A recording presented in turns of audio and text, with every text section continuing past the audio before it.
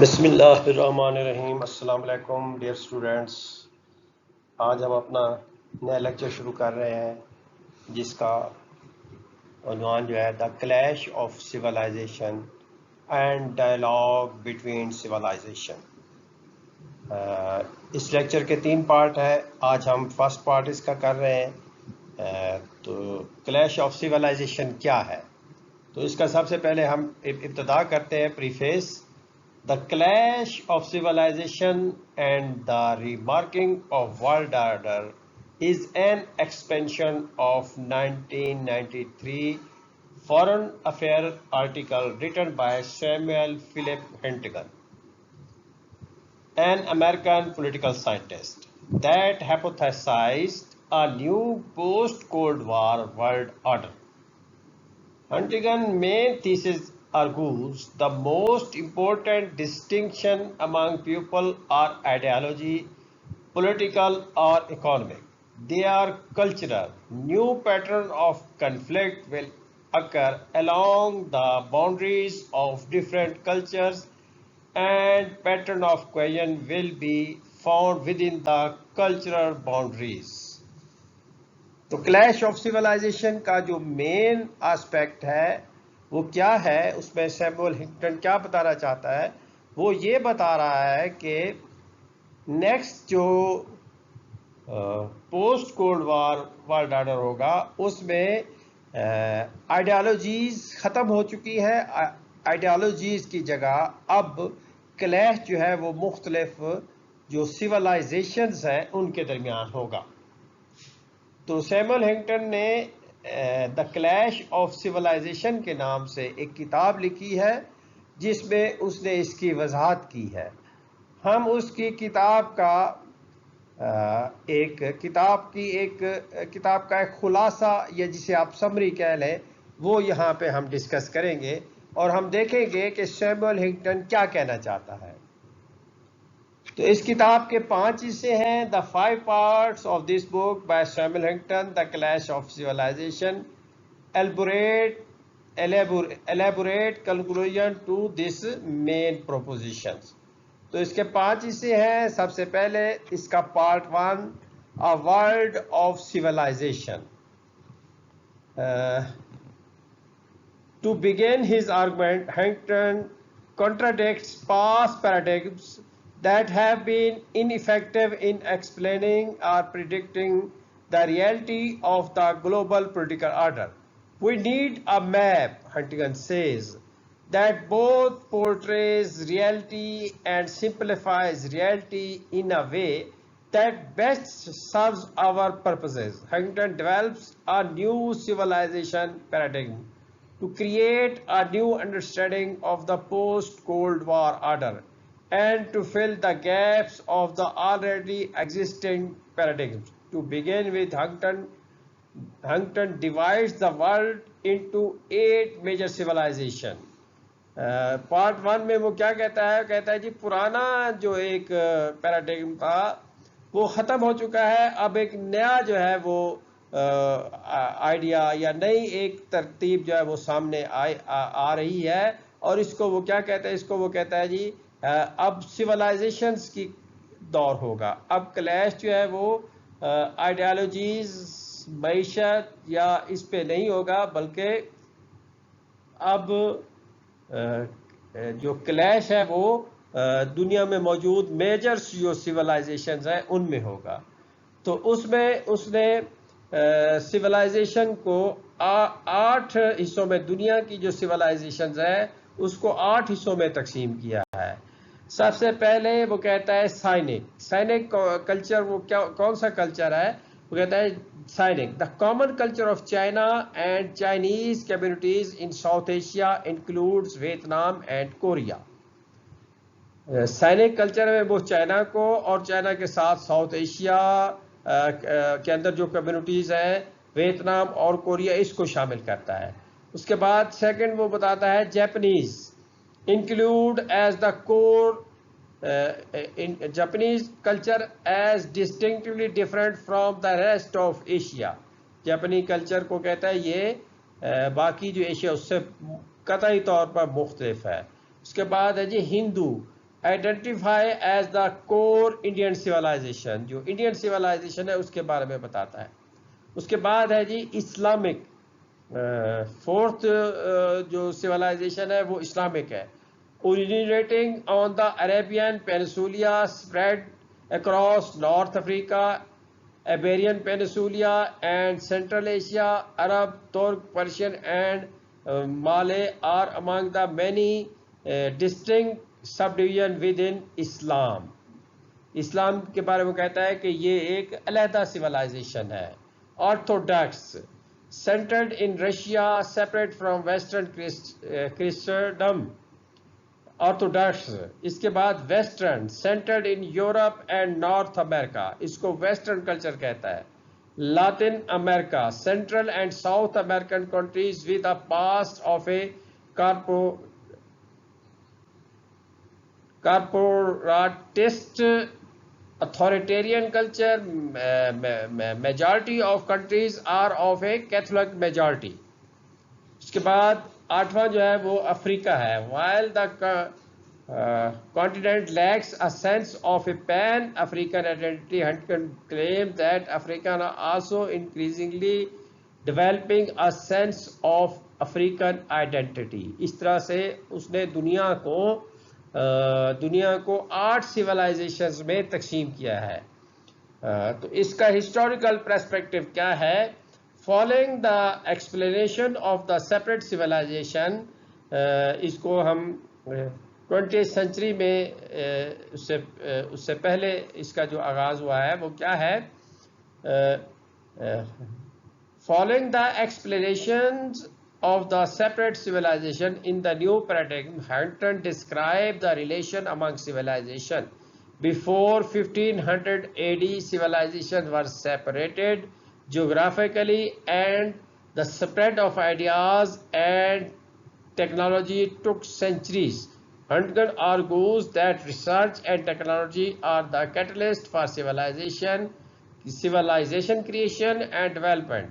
By 1500 AD, evolution in ocean navigation by Western cultures led to rapid expansion and eventual domination of ideas, values, and religion. 20th century में इसका आगाज किस तरह से हुआ? कहता है जी 20th century relation among civilization have moved beyond the unidirectional influence of the West on the rest. Instead, multi-directional interactions among all civilization has been maintained. In other words, cultural influence is interdependent. Western civilization influence and are influenced by smaller, less powerful civilization around the world. Dominancy of Western culture. Huntington then refutes the idea of Western culture dominance and the concept of an established universal civilization. He states that global communication are dominated by the West and is major source of the resentment and hostility of non-Western people against the West. The notion of a single universe culture is not helpful, creating an explanation or a description of global political order. However, Huntington also argues that a modernization increases across cultural communication. The similarity among cultures also increase. The key to this chapter is Huntington's severeness of modernization from westernization. While the world is becoming more modern, it is simultaneously becoming less Western. An idea he expands upon in part 2 of the book. तो part 2 क्या है? The shifting balance of civilization. सबसे पहले fading western power and influence. इसमें वो क्या बताना चाहता है कि वेस्ट का जो इन्फ्लुएंस है वो किस तरह से फेड हो रहा है। Huntington starts this section by arguing that Western power and influence is fading. There are contrasting views on the West's hold on power. One side argues that the West still has a monopoly on technology, research and development, military strength and economic consumption. The other side argues that the relative power and influence of Western countries is declining. Huntington adopt the latter view and describe three characteristics of the Western decline. तो इसमें second chapter में वो second part में क्या बता रहा है, book के सेकंड पार्ट में वो ये बता रहा है कि अब जो वेस्टर्न कंट्रीज है उनका इन्फ्लुएंस जो है वो कम हो रहा है, दुनिया मॉडर्नाइज हो रही है लेकिन वेस्टर्नाइज नहीं हो रही, और वेस्ट डिक्लाइन कर रहा है। तो उसकी वो वो किस तरह से वो डिक्लाइन कर रहा है। सबसे पहला वो कहते हैं जी slow decline. The current Western decline is a very slow process and is not an immediate threat to world powers today. Decline हो रहा है लेकिन स्लो है, जिसके बारे में वो कहता है कि ये फौरी तौर पर दुनिया को कोई खतरा नहीं है। Undirectional decline of power does not occur in a straight line. It may reverse, speed up or pause. Number 3, state power. The power of state is controlled and influenced by the behavior and decision of those holding power. In this section, Huntington asserts the increased role and importance of religion in world politics. Role of religion. अब इसमें वो religion का role बताता है। क्या बताता है? Religion is the social factor that has filled the vacuum created by a loss of political ideology. Major religions around the world experience new waves in commitment, relevance, and practice by old casual believers. Huntington goes on to say that replacing politics with religion was also the result of increased communication among societies and cultures. People need new source of identity, new forms of stable community, and new sets of moral precepts to provide them with a sense of meaning and purpose. Religion is able to meet these needs. Muslim societies, unlike Asian societies, have asserted cultural identity through the reaffirmation and resurgence of religion. Huntington argues that the resurgence of Islam embodies the acceptance of modernity, rejection of Western culture, and the recommitment to Islam as the guide to life in the modern world.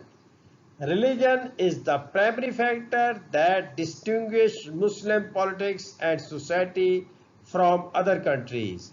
Huntington also argues that the failure of state economic, the large young population, and the authoritarian style of the government have all contributed to the resurgence of Islam in society.